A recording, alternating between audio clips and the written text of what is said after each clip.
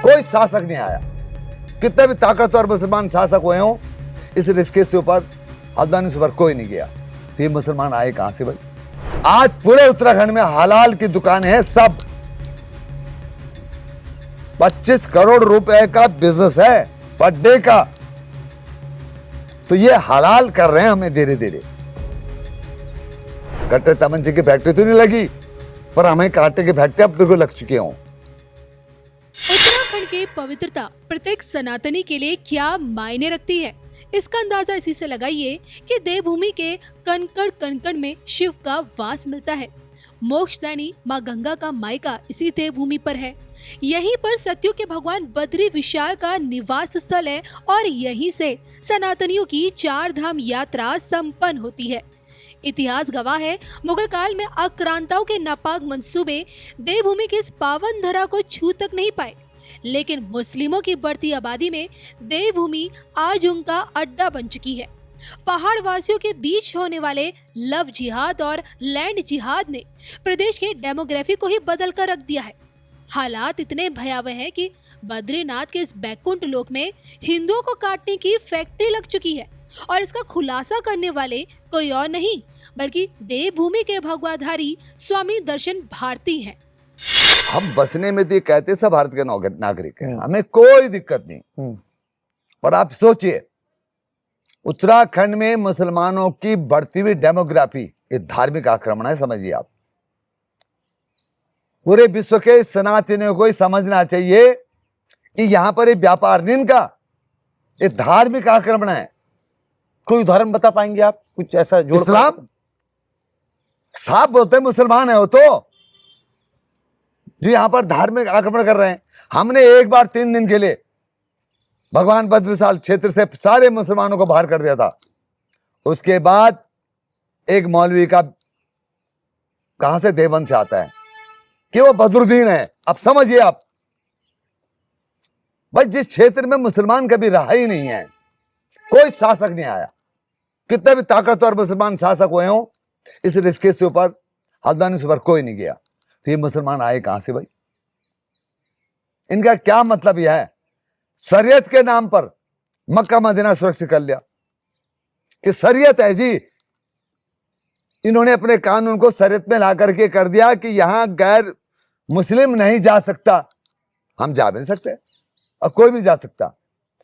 तो क्या हमारा गंगा का मायका भगवान बद्र विशाल का क्षेत्र इसकी सनातन संस्कृति को बचाया नहीं जा सकता क्या? तो ये हमारा भाई, हमारे क्षेत्र में धार्मिक आक्रमण ना करो।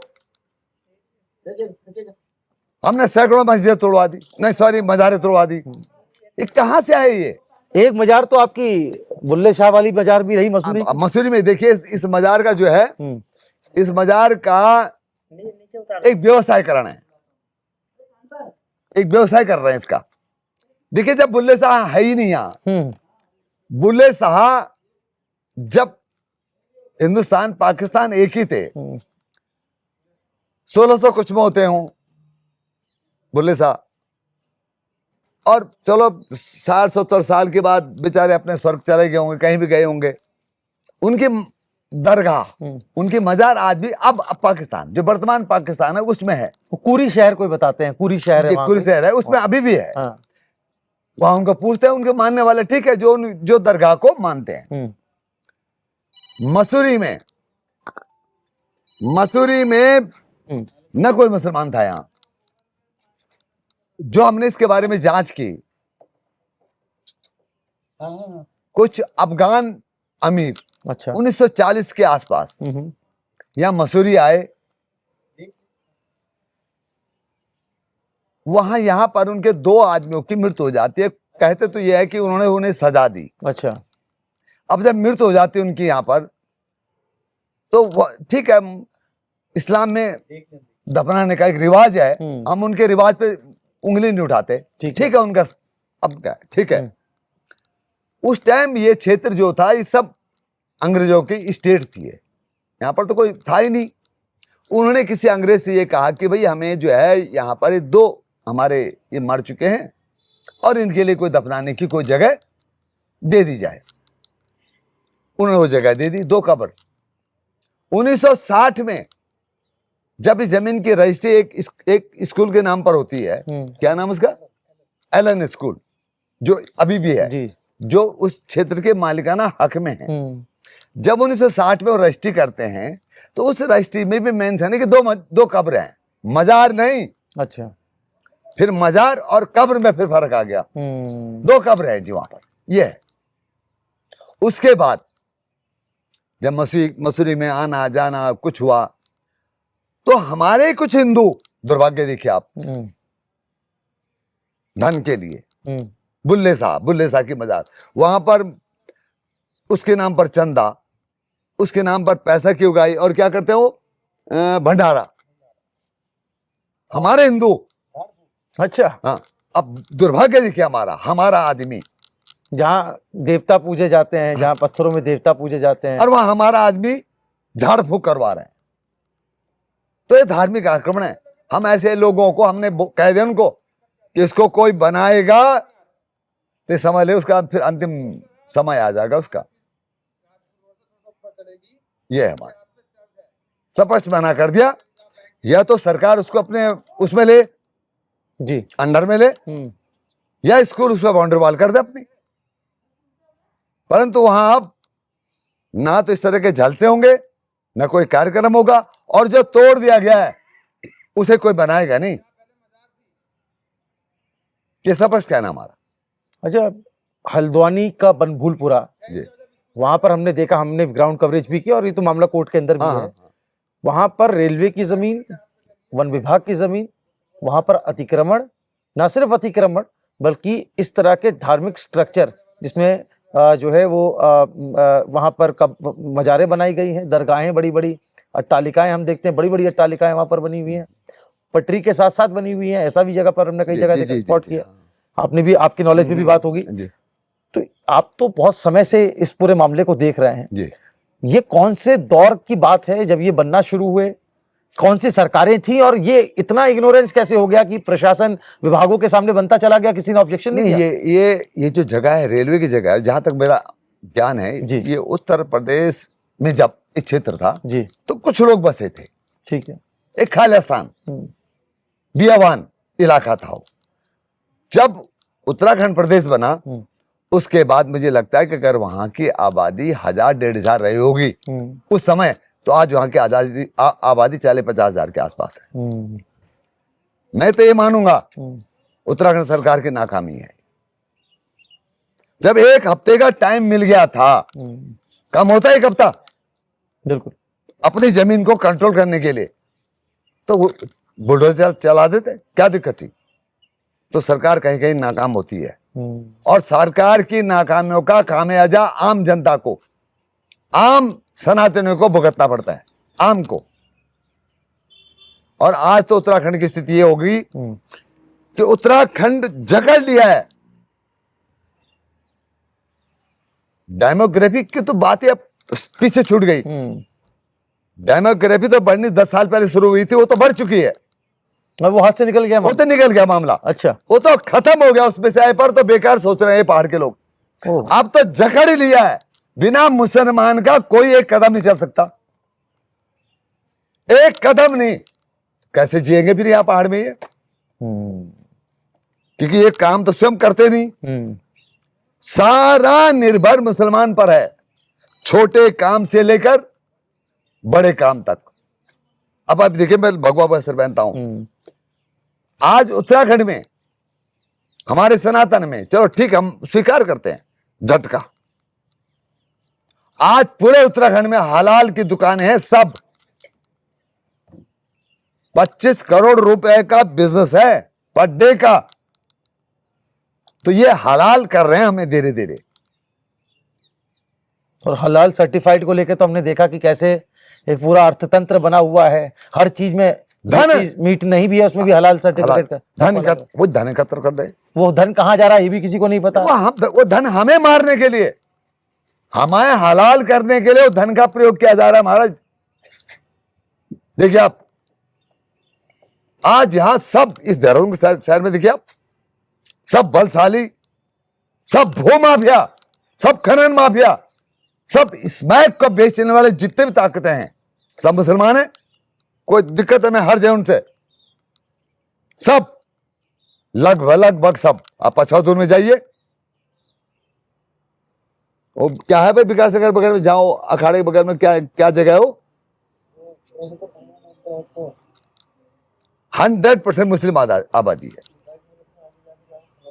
और महाराज जी, तराई का तो समझ में आता है, आपकी सरहदें दूसरे प्रदेशों से लगी हैं, या उत्तर प्रदेश से आप अलग हुए तो समझ में आता है कि कुछ लोग वहां से छिटक कर यहाँ आ गए, या फिर वो आबादी मिली जुली आबादी हो गई, अलग अलग धर्मों के लोग आ गए। लेकिन जैसा कि आपने बताया कि जहां मुगल नहीं पहुंच पाए, जहां आक्रांता नहीं पहुंच पाए, वहां कैसे आबादी बढ़ रही है, वहां कैसे मस्जिदें बन रही हैं, अब आप जंगलों में मजारें बन रही हैं। ये आप देखिए कितनी बड़ी विडंबना। काशी विश्वनाथ, उत्तरकाशी में सुना होगा आपने। जी बिल्कुल। काशी विश्वनाथ के ऊपर मस्जिद, ये समझ से परे है ना ये चीजें। ये गलती यहीं के लोगों ने की, वो आए, रहम किया, आ जा यार, चल चल कर। शायद भी उनको ये पता अगर होता कि मस्जिद एक दिन हमारी जो पूर्वजों की धरोहर है उसके लिए घातक होगी, तो कभी बनती भी नहीं। मतलब बताओ, उत्तर काशी में काशी विश्वनाथ मंदिर के ऊपर, और हमारे व्यक्ति ने जो कभी वहां का नगर पंचायत का अध्यक्ष था, उसने मुसलमानों को जगह दे दी। बाप रे। काशी विश्वनाथ मंदिर के ऊपर अगर ये ऐसे ही चलते रहे, इनको रोका नहीं गया, मेरा सर फूट गया था वहां पर। इतना बड़ा युद्ध हुआ, झगड़ा हुआ। किन लोगों से झगड़ा हुआ आपका? हो गया, पुलिस के साथ हो गया। अच्छा, तो अगर उस दिन हमें मौका मिल जाता तो हम कर देते उसका। तो आप चूंकि बहुत समय से इस अभियान में लगे हुए हैं, आप चूंकि खुद देवभूमि के बेटे हैं, यहाँ के संतान हैं, तो कितने अब तक केसेस जिनमें आप इन्वॉल्व हुए, या जहां आपने जगह अवैध अतिक्रमण था, अवैध कब्जा था जो आपने खाली कराया, कुछ ऐसा आप बता पाएंगे कि ये कितनी बड़ी तादाद में रहा होगा, और पहाड़ों में ज्यादा था या मैदान में ज्यादा था? देखिए, एक बात तो बतानी पड़ेगी कि धामी सरकार की बात कर रहा हूं। धामी सरकार से पहले टीएस सरकार की बात बिल्कुल नहीं करूंगा मैं आज, कि टीएसआर ने लैंड जिहाद लब जिहाद पे काम नहीं किया, और जिसे किया उसका नाम लेने में हमें कोई दिक्कत नहीं होगी। हम 2016 से हरीश रावत जी के टाइम से अच्छा इस अभियान में जुट गए थे, क्योंकि हरीश रावत जी ने एक दिन इन लोगों को, क्या होता भाई, वो एक दिन की छुट्टी, शुक्र जुमे की नमाज, एक दिन की छुट्टी घोषित कर दी। हरीश रावत जी मेरे मित्र थे, बहुत अच्छे। ये हो गया उनका माल उसी दिन के बाद। अच्छा, हाँ, तो ये बात उनको पता चली कि इस बात में नाराज हो गए? पता उनको, तो हो गया हो बस। उस समय लिखा था हमने कि हरीश रावत जी एक काम करो, सारे कट्टे तमंचे की फैक्ट्री को उत्तराखंड में लगा दो ना, आराम से बिकेंगे, वहां कोई पूछने वाला नहीं, कोई जांचने वाला नहीं है। और वही हाल उत्तराखंड के हो रहे हैं आज। कट्टे तमंचे की फैक्ट्री तो नहीं लगी, पर हमें कांटे की फैक्ट्री अब बिल्कुल लग चुके हों। मतलब हमारी जो नौजवान पीढ़ी है आज पहाड़ों में, इसमें आसानी से उपलब्ध हो रहा नशा, बताइए आप। देशभक्त जिसके खेतों में देशभक्त की पैदावार पैदा होती हो, और वहां का नौजवान शराब के नशे में, इसमें के नशे में, तो भैया वो राष्ट्रभक्ति नहीं। अब लगता नहीं मुझे कि वो राष्ट्रभक्ति कर पाएगा। तो अब ये कह रहे हैं ये वायरस जिसको लाने का काम कांग्रेस ने किया हरीश रावत सरकार के दौरान? नहीं चलता रहा, तिवारी जी ने किया। अगर इस पर डेमोक्रेसी की तरफ, लब जिहाद पर, लैंड जिहाद पे अगर किसी ने काम किया तो पुष्कर सिंह धामी ने काम किया, तो मुझे कहने में कोई हर्ज नहीं, जो मर्जी बोल ले।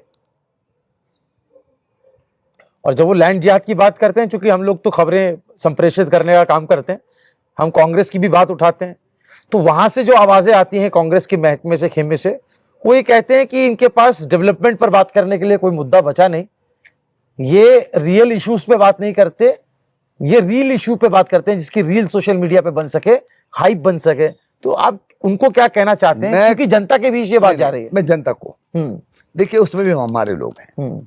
अब मुद्दा आता है कांग्रेस भाजपा का। कांग्रेस ही सनातनी हो, हमारा आदमी है वो, ये नहीं कि वो बाहर का नहीं है। वो सिर्फ राजनीतिक महत्वाकांक्षा, राजनीतिक सपोर्ट के लिए उनके साथ खड़े हो जाता है। जबकि मैं ये कहता हूं, अगर उत्तराखंड बचाना है तो भैया राजनीतिक महत्वाकांक्षाओं को कुछ समय के लिए साइड कर लो। देखिए बड़ी साफ बात है, भाई भाजपा का तो वोटर मुसलमान है ही नहीं। तुम कितना मर्जी खिला लो पिला लो मोदी जी भी, वो तुम्हें वोट तो नहीं देगा नहीं। वो वोट किसको देगा उत्तराखंड में? तो ले दे के कांग्रेस बची। कांग्रेस बची तो भाई है, कांग्रेस तभी तो बसा रही है उनको। कांग्रेस मुसलमानों को नहीं बसा रही है, कांग्रेस बसा रही है अपने वोटर को, और उसका वोटर है मुसलमान। लेकिन जड़ें तो खोखली हो रही है ना, सांस्कृतिक जड़ें खोखली हो रही हैं। हो चुकी है महाराज, अब बच जाएगा। कोई भगवान भद्रसाल शिव का कोई चमत्कार होगा तभी बच सकता है, अब बचने की कोई स्थिति नहीं है। मैंने कहा ना आपको कि बताइए, मैंने शंकराचार्य अभिमुक्तेश्वरानंद जी के लिए भी कहा, अरे आप तो हमारे शंकराचार्य हैं, केदार भगवान शिवलोक के ज्योतिर्मठ में जहां के आप शंकराचार्य हैं, उसके नीचे हलाल की दुकान है। अब ये हालत है तो उनका क्या जवाब मिला? कुछ नहीं। और वो तो सुर्खियों में रहते हैं इतना। कुछ नहीं, मैं बोल तो रहा हूं कि उनके ज्योतिर्मठ के नीचे सड़क पे हलाल की दुकानें हैं। वो क्या ईद होता है इनके मुसलमानों का? बकरा ईद होता क्या होता है जी? अब बताइए, ज्योतिर्मठ की नालियां खून से रंगी हुई होती है। जहां नरसिंह मंदिर है हमारा, खून से रंगी हुई, वो तो हमने फिर विरोध किया, तब जाके उन्होंने नालियों में इसका बंद किया लोग। तो बहुत बुरी हालत है उत्तराखंड की। तो मैं कहता हूं ये तो इसे बना देना चाहिए। अब इसे सनातन का उद्गम कहते हुए हमें शर्म आती है। जब जबरदस्ती मान ना मान तेरा मेहमान वाली बात हो गई है। मुसलमान बिना, कुछ दिन में ऐसा आएगा कि मुसलमान के बिना हिंदू जलेगा भी नहीं।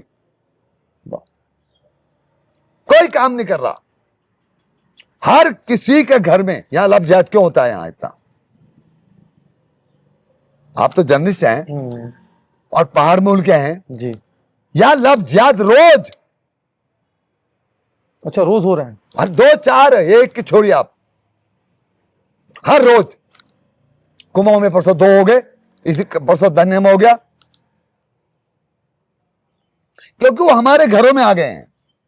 कहीं प्लम्बर के रूप में, कहीं बिजली मैकेनिक के रूप में, कहीं फर्नीचर वाले के रूप में जी, कहीं घर बनाने वाले के रूप में, कहीं लकड़ी बनाने वाले के रूप में। उनको कई रूप हैं। हर घर में जिहादी घुसा हुआ है। तो कैसे बचेंगे भाई? कौन बचेगा? उनके बिना आप चल नहीं सकते। आप उत्तराखंड में जाइए, अगर आप बाल कटाने का कहेंगे भाई मुझे हिंदू चाहिए, तो आप आपके बाल ही नहीं कटेंगे। अगर आप कहेंगे मुझे वेल्डर हिंदू चाहिए, तो आपका मकान ही नहीं बनने का। तो यह स्थिति हो चुकी है उत्तराखंड की। धन्य हो हिमाचल के लोग, उन्होंने फिर भी अपने आप को सुरक्षित रखा हुआ है। और वो भी सुरक्षित इसलिए रखा भू कानून की वजह से। 118 के कारण। अगर वहां 118 ना होता तो हिमाचल की स्थिति भी यहां से बदतर होती।